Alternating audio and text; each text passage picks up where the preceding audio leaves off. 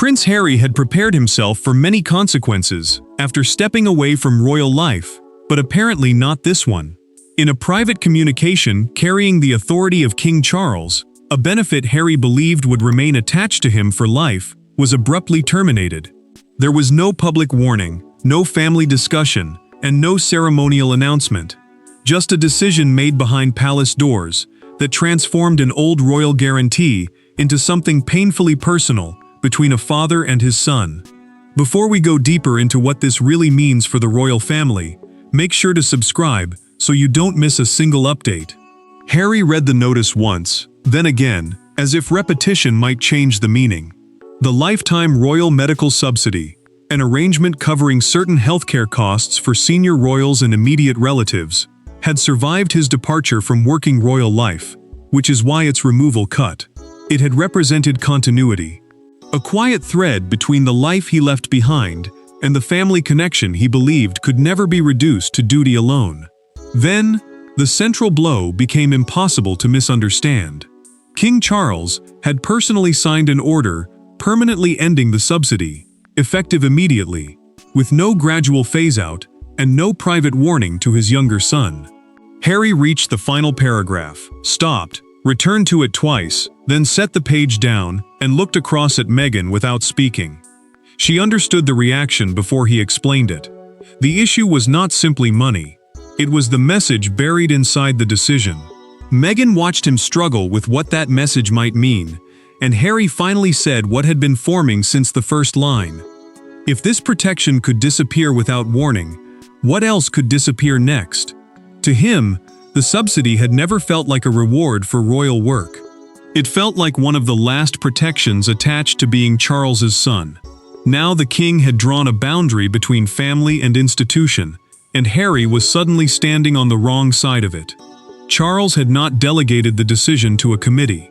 The notice made that clear. A palace committee, in this context, meant senior household officials reviewing financial and administrative arrangements on behalf of the monarch. Yet here, the final authority had come directly from the king himself. That detail transformed irritation into betrayal. Someone had been reviewing Harry's surviving lifetime privileges for weeks, and no one had thought he deserved to know. Then one more name appeared in the supporting correspondence. William had been informed before Harry. And once Harry understood that his brother knew what was coming, the loss of a medical benefit stopped feeling administrative and began feeling like a family judgment. The subsidy itself may have existed on paper, but its emotional meaning was written across decades of family history. To Charles, it represented one surviving privilege attached to a son who no longer performed royal duties. To Harry, it represented something entirely different, proof that leaving the institution had not erased his place inside the family. And caught between those interpretations stood William, painfully aware that whatever Charles decided would be read as more than financial housekeeping. Harry had never viewed every royal benefit the same way. Some privileges came with official service, meaning duties performed on behalf of the monarch. Others, in his mind, belonged to something personal. Being the king's son was not a job he could resign from. The medical subsidy had survived his departure from working royal life, reinforcing his belief that it rested on family connection. Charles increasingly saw the arrangement through the opposite lens. Charles sat alone after an evening briefing and removed his glasses. His eyes settled on Harry's name across the subsidy review sheet, a document summarizing which continuing benefits remained attached to former working royals. The king had resisted changing it because he knew any cut would look personal. But he also believed permanent institutional support could not remain untouched when surrounding responsibilities had changed. After a long silence, he asked the aide to leave. The file stayed open. William learned about the proposal in a private briefing days later.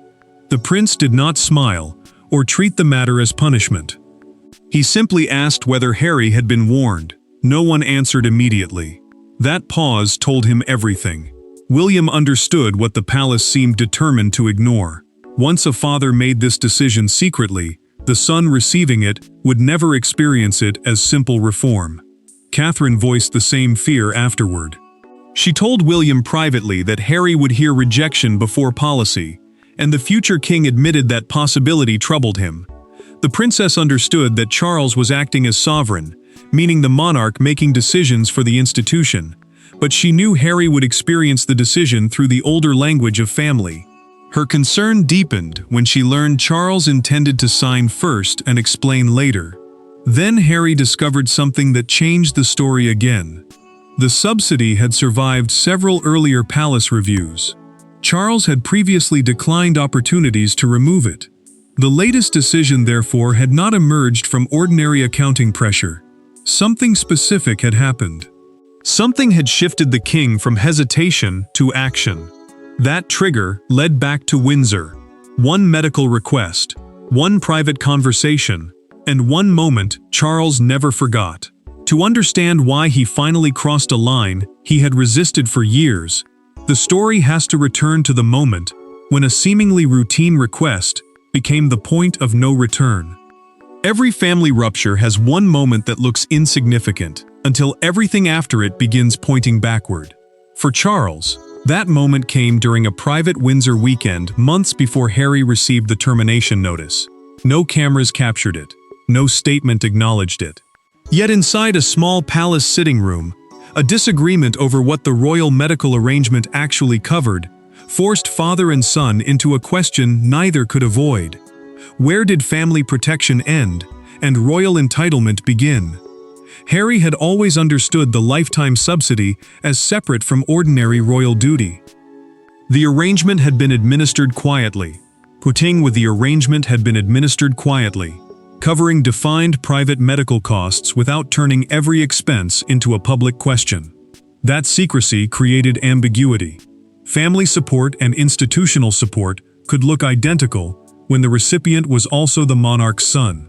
Charles knew that ambiguity was dangerous, but he had resisted changing Harry's coverage because he feared any restriction would look like punishment after years of conflict. Then came the Windsor request.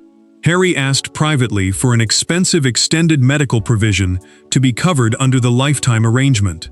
The king refused. He believed the request pushed the subsidy beyond the boundary he thought it should serve. Harry answered that the protection had been presented as lifelong and should not depend on whether he still performed royal duties. For him, the principle was simple. Stepping away from official work had not changed who his father was. Charles felt the argument harden. He closed the folder between them and told Harry that being his son would never change, but the institution could not behave as though nothing else had changed. Harry pushed his chair backward, stunned by the distinction. The phrase "the institution" meant the formal machinery of the monarchy, separate from private family relationships. For the first time, the boundary between father and sovereign had been spoken aloud. Harry left believing the disagreement was over one request. Charles knew it had exposed something larger. After his son departed, the king asked officials for the first comprehensive review of every continuing benefit attached personally to Harry. The review examined what survived because of family connection, and what survived because palace systems had never been rewritten. Then the recommendation arrived. Officials offered Charles an option he had rejected before: end the subsidy entirely, rather than renegotiate its limits whenever another claim appeared. Harry knew nothing about that review until the final order reached him. And when he discovered that the Windsor argument had triggered it at all, Harry demanded the explanation directly from his father. That demand led to the conversation the palace had hoped to avoid: father and son facing one another without paperwork strong enough to hide behind. Harry does not enter the room asking for the subsidy back. He enters wanting to know why his father made the decision secretly. That distinction changes everything. Charles expects an argument about money and receives an accusation about trust instead. With aides dismissed and the door closed, years of unresolved grievances suddenly collapse into one brutally simple question: did the king end a royal privilege because circumstances had changed, or did a wounded father finally decide that his younger son had gone too far? Harry had insisted on speaking directly, refusing to let secretaries carry words between them. A private secretary, in royal terms, is an aide who manages communications and access around a royal. He believed the order was personal enough to demand a personal explanation. Charles agreed to the meeting, but he made one condition before Harry arrived. The decision had already been fully executed. This was not an appeal, and the subsidy would not be restored because the conversation became painful. Harry placed the termination notice on the table between them and asked the question he had carried since the letter arrived. Why had his father signed it without calling him first? Charles looked down at the document but did not touch it. The silence sharpened the accusation. Harry said he could have accepted losing another royal privilege more easily than discovering that something described as lifelong could disappear in secret. To him, permanence had meant security. To the king, permanence had never meant immunity from changed circumstances. Charles finally answered through the conversation itself, leaving no doubt about what had triggered the review. The Windsor medical request had exposed a deeper problem. It was not simply the expense. It was the fact that father and son no longer agreed on what the arrangement guaranteed. The king told Harry that when an institutional benefit no longer had a shared boundary, future requests would become another argument. He had decided that ending the subsidy was cleaner than renegotiating its meaning. Then Harry asked the question Charles had been expecting. Did William encourage this? The king answered. The signature was his, the authority was his, and the final decision belonged to him alone. Harry heard the words, but they did not settle the matter. Charles had taken responsibility, yet he had not denied that William knew the review existed. That distinction mattered. William may not have made the decision, but the prince had expressed a view about whether lifelong royal privileges should survive separation from royal duty.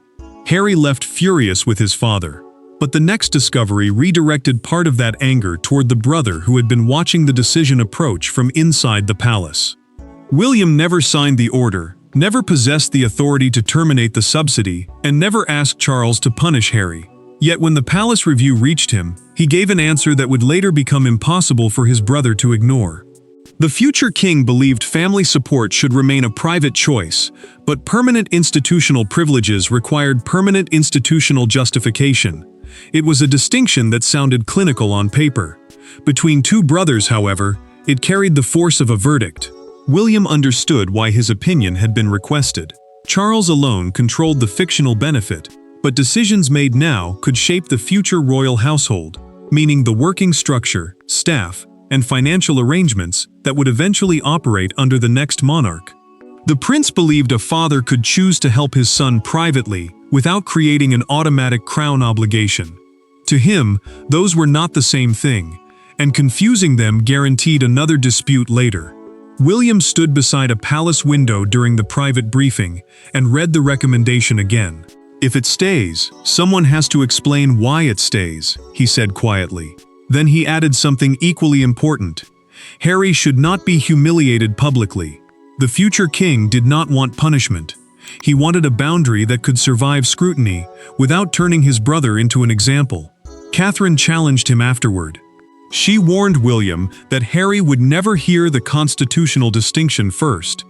He would hear that his father and brother had decided together that he no longer belonged.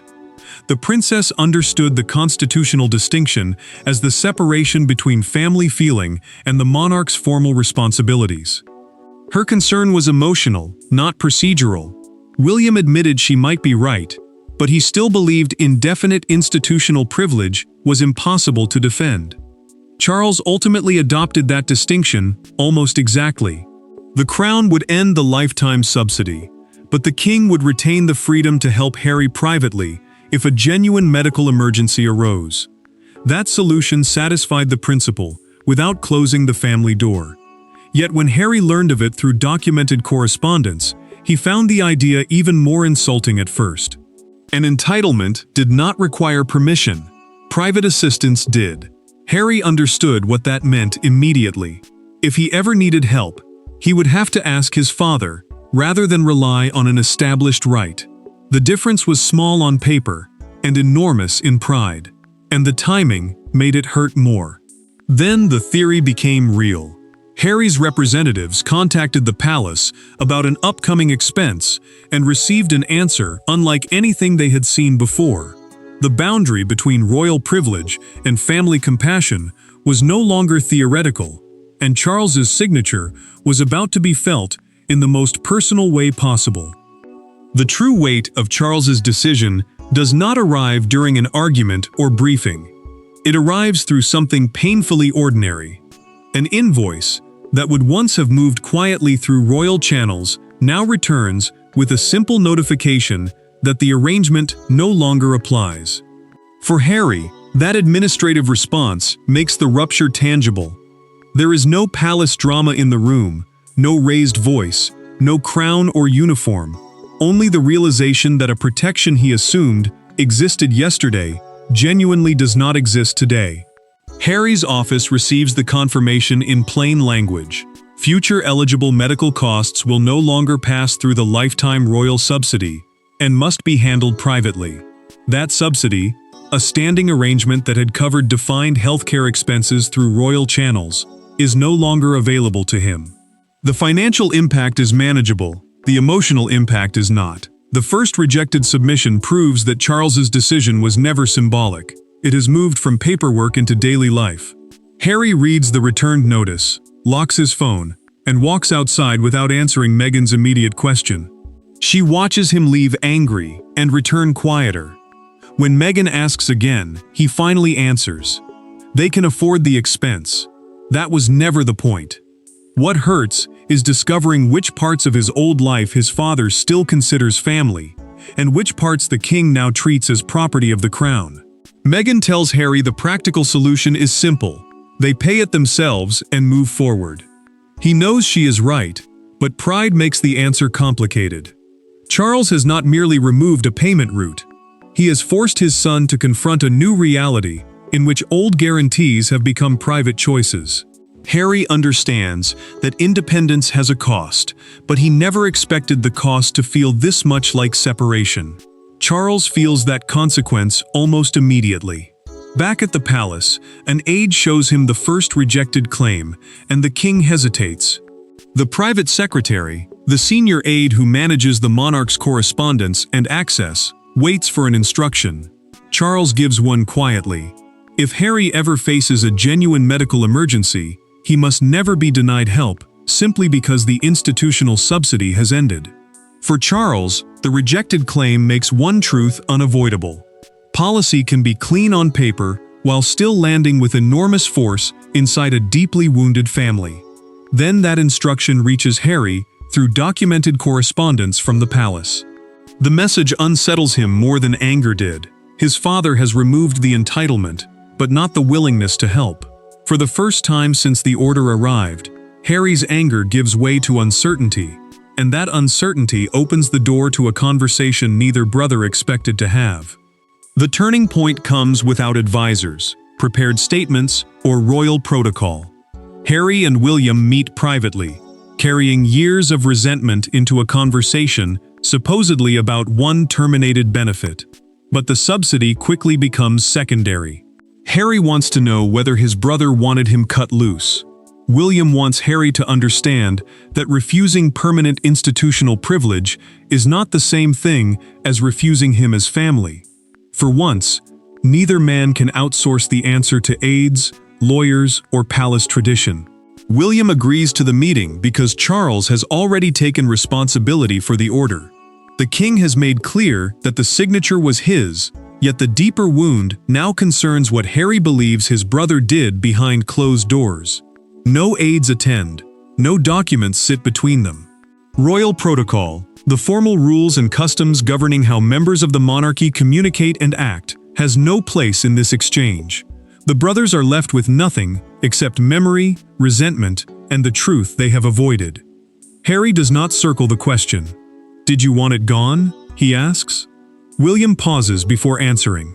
The prince says he wanted royal privileges to have clear boundaries, but he never wanted Harry to believe that medical security depended on earning the family's affection. Harry listens, still guarded. To him, that difference had disappeared the moment the decision arrived without warning. Harry then admits what hurt most. It was not simply losing the subsidy. It was learning that William knew a review was happening while he remained unaware. The future king concedes that Charles should have spoken to his son before signing, and he says he made that point privately at the time. For once, William does not defend the secrecy. He acknowledges that silence made a policy decision feel like punishment. William then reveals, through this private conversation, the principle he had urged Charles to preserve. If Harry ever genuinely needed help, his father should respond personally and privately, rather than restore an automatic royal entitlement. The prince explains that this was never meant as abandonment. It was meant to separate family compassion from institutional obligation. Harry does not suddenly approve. He does, however, understand the distinction that had once seemed deliberately cruel. The anger remains, but its meaning changes. Charles has removed a royal entitlement. He has not declared his son unworthy of care. For Harry, that realization is painful, because it offers no victory, only a harder understanding of what independence now means between them both. That private understanding arrives just as the decision escapes into public view. Inside the family, the anger has finally begun to cool. Outside the palace walls, however, the headline is only just exploding. By morning, a deeply private family decision has become a national spectacle. The nuance disappears first. Headlines reduce months of reviews and painful conversations to a brutal image: a king cutting off his estranged son. Supporters call it overdue accountability. Critics call it unnecessary humiliation. But amid the noise, one photograph captures the contradiction more powerfully than any commentator can. The palace gates, surrounded by cameras, while father and son remain privately concerned with something much less theatrical. Harry watches the coverage build hour by hour, and frustration replaces the fragile calm he had found after speaking with William. Palace communications, meaning the official statements issued on behalf of the royal household, confirm that his lifetime medical subsidy has ended, but refuse to discuss private family support. That silence protects personal arrangements, yet it also leaves the public with only half the story. Harry hears broadcasters describe him as cut off, and the phrase lands harder than he expects. Charles reacts with equal discomfort. The king watches commentators frame the decision as revenge, and tells an aide that reforming an entitlement was never meant to mean renouncing his son. He knows why the palace cannot reveal private assurances without exposing family conversations, but he also sees the damage created by that restraint. Charles wanted a clean institutional boundary. The public has turned it into a declaration of rejection. Then the morning front page appears. A fictional newspaper carries the giant headline, "King Ends Harry's Lifelong Royal Health Benefit," beside a split photograph of Charles leaving Buckingham Palace and Harry looking solemn. Television crews gather outside the palace as people stop to photograph the page. The image becomes the story. Within hours, debate hardens into two camps: those who call the decision overdue accountability, and those who argue that family welfare should never feel conditional. Harry knows both interpretations miss something important. Charles has ended the automatic royal benefit, but he has also privately promised help in a genuine emergency. The distinction matters to the son, even if he still resents how the decision was made. The king knows it matters too, because the public language of abandonment is now threatening to erase the very family boundary he tried to preserve. Then the palace issues one carefully measured clarification: institutional benefits and private family relationships are separate matters. The sentence confirms the principle Charles and William had defended internally, without exposing private details. But words from a press office can only go so far. The paperwork has been signed, the headlines have landed, and the arguments have exhausted themselves. What remains is the one verdict only a father can deliver to his son. In the end, Charles does not reverse the order. Harry does not regain the lifetime subsidy, and neither man pretends the decision caused no pain. But the final meaning of the crisis becomes clearer only after the anger fades. The king has drawn a permanent boundary around what leaving royal duty means, while the father refuses to turn that boundary into abandonment. For Harry, accepting that distinction does not erase the wound, but it finally prevents the wound from defining what remains between them. Charles confirms privately that the termination is final. The subsidy, an arrangement covering defined medical costs, will not be restored, because the headlines became uncomfortable. The king knows reversing it would destroy the principle, Institutional privileges cannot remain permanent when surrounding duties have changed. Harry accepts that his future healthcare responsibilities will be handled independently. He no longer approaches the benefit as something the crown owes him. Charles gives his son the clearest answer of the crisis. He tells Harry directly that the benefit will not return. If a genuine medical emergency ever comes, he says, Harry should call him not a palace office, secretary, or administrator. The king is drawing the final line between institutional entitlement and personal family support, meaning help offered because of relationship rather than royal status. Harry does not answer with easy forgiveness. After a long silence, he tells his father that the secrecy hurt more than the loss itself. Charles listens, then admits something he had resisted saying.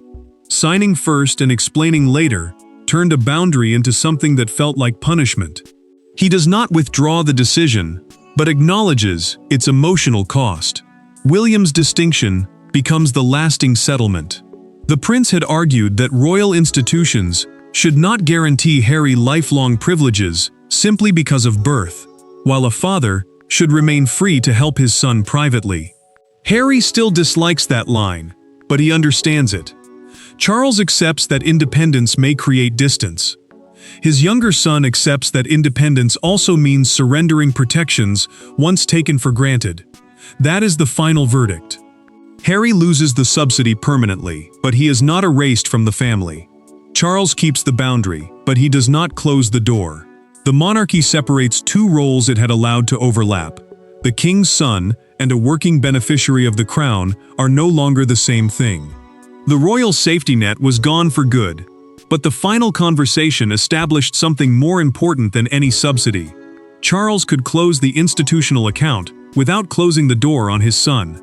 Thanks for watching. Please don't forget to like and subscribe, and we will see you in next one.